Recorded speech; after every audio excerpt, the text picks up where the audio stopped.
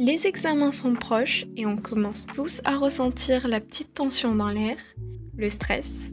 Donc je pense que ce serait une bonne idée qu'on en parle. Vous écoutez Asepa's Voice, je m'appelle Rania et je serai votre hôte le long de ce podcast. Aujourd'hui, comme vous l'avez compris, on va parler le stress des examens. Les conséquences تاوعو, pourquoi on le ressent, chose qui est importante pour réussir à l'accepter et à arriver à notre but d'aujourd'hui, li هو arriver à le gérer. Sans plus tarder, commençons. En soi d'abord, pourquoi on stresse? Dites-vous que le stress c'est avant tout une réaction biologique. Le cerveau tana il cherche toujours à nous protéger et il perçoit l'examen comme une menace. Et de la perception, elle va activer l'axe hypothalamo-hypophyso-surrénalien. À la balai, que le madro est là. Mais il faut savoir que cet axe, il libère les hormones, l'adrénaline et le cortisone. Et les hormones, elles font quoi? Eh bien, c'est simple. L'adrénaline, elle prépare le corps à réagir rapidement. On remarquera une accélération de le rythme cardiaque, une augmentation de la vigilance.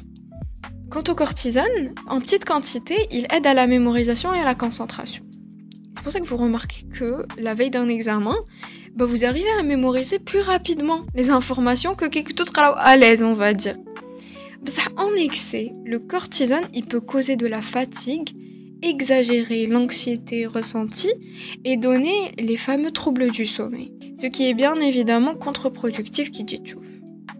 Bien sûr, la perception tannant de l'examen joue aussi un rôle. Si on le voit comme une menace plutôt qu'un défi, le stress devient plus intense, mais on en reparlera plus tard.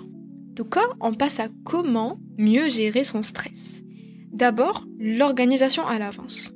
C'est hyper important pour éviter de se sentir submergé par la charge et le nombre de tâches à faire. Disons que tu n'as pas pris d'initiative à l'avance, mais allez, organise-toi maintenant. Dresse un plan d'action et qu'on nous fait des objectifs quotidiens réalistes et lance-toi. Cette discipline va faire concentrer ton cerveau sur la réalisation de chaque tâche plutôt que l'appréhension autour des examens. Tu peux planifier tes révisions avec la fameuse et assez connue méthode Pomodoro, par exemple 25 minutes de travail, 5 minutes de pause, ou si tu vois que tu peux faire plus, tu peux essayer 50 minutes de travail, 10 minutes de pause. En réalité, c'est encore mieux si tu fais adapter ta méthode Pomodoro à ton propre temps de concentration. Hada, c'est propre à chaque personne et même ça dépend des jours. Comment savoir le temps de concentration maximale? Sahla. Fais une séance de travail, chronomètre là, qui te roule la concentration, habesse le chronomètre et voilà. N'oublie pas de rajouter une pause moraha et de la respecter. Si tu dis 10 minutes de pause ou 15 minutes de pause, tu gardes 10 minutes ou 15 minutes de pause. Il y a aussi le fait de faire des fiches mentales et des mind maps. Ça te permettra d'avoir une vision grosso modo. T'as les informations que tu as à retenir. Tu auras l'impression de plus contrôler ton sujet. Un autre aspect tout aussi important, c'est de prendre soin de ton corps en gérant ton alimentation et ton sommeil. Tu le sais probablement déjà, ton cerveau a besoin de 7 à 9 heures de sommeil pour bien fonctionner. Pour bien dormir, il faut aussi penser à éviter la caféine au moins 6 heures avant de dormir. C'est vrai qu'elle nous sauve, mais en abuser ou en prendre au mauvais moment peut être néfaste. C'est aussi une bonne idée d'éloigner les écrans au moins une demi-heure avant de dormir. À la belle, en utilisant nos écrans, mais bon. On peut essayer, je dis on parce que je suis concernée aussi, on peut essayer de faire une petite activité, calme bien sûr, avant de dormir, 30-40 minutes. Ça nous permettra d'avoir un petit moment sans écran juste avant de dormir. Juzuduka au fait de privilégier une alimentation équilibrée, en prenant par exemple de l'oméga 3, l'inseboh dans les poissons, dans les noix. Disons 5 noix au petit déjeuner, je te promets que tu verras la différence. Du magnésium présent dans les bananes, le chocolat noir, de la vitamine B.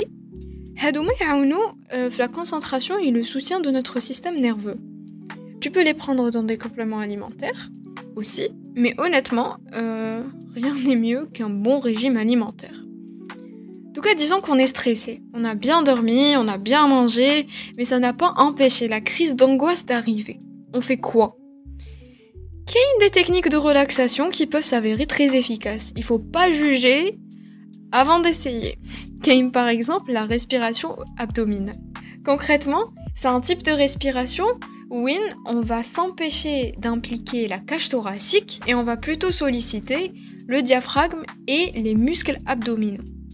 Le diaphragme, c'est un type de muscle qui sépare les poumons des organes qu'on a dans la cavité abdominale.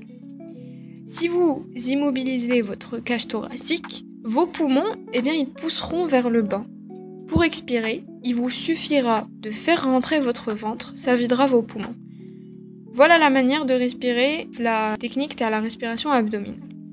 Donc inspirez 4 secondes, bloquez 4 secondes et expirez 6 secondes en soyant allongé, une main sur la cage thoracique et l'autre sur le ventre.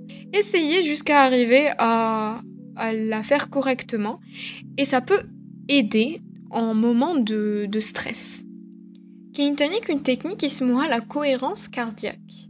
Le principe, c'est 6 respirations par minute pendant 5 minutes. Si vous faites les calculs, c'est une respiration tous les 10 secondes pendant 5 minutes. Ensuite, il y a la méditation et la visualisation.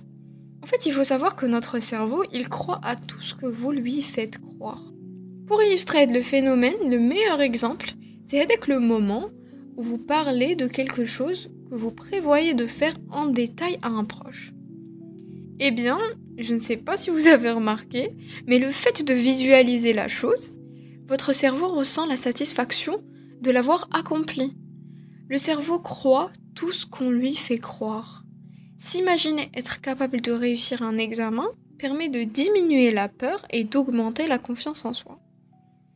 Je n'allais pas parler des outils de relaxation sans parler de l'activité physique.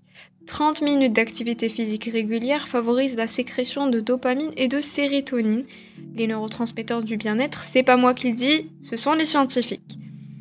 Même quelques étirements ou mouvements doux avant de réviser permettent d'aider à réduire la tension nerveuse. Sors, prends de l'air, expose-toi au soleil et fais de la marche rapide par exemple. D'un côté, le mouvement sera bénéfique et de l'autre, la lumière en question, le soleil, elle règle le rythme circadien. Le rythme circadien, c'est quoi? Vous allez me dire. En bref, c'est l'horloge interne du corps humain et elle est énormément influencée par l'exposition à la lumière.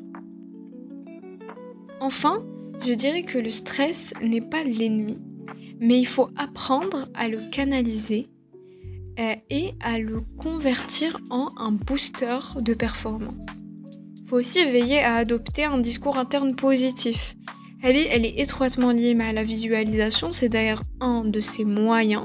J'ajouterais aussi faire preuve d'autocompassion en se rappelant des progrès accomplis et en acceptant que l'erreur fait partie de l'apprentissage.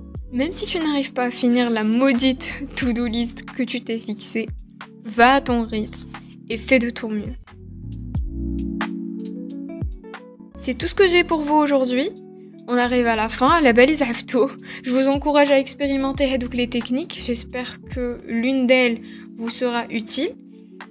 Courage à nous tous. Je fais malheureusement partie du groupe des stressés aussi. Merci d'avoir écouté notre épisode. Prenez soin de vous et je vous dis à bientôt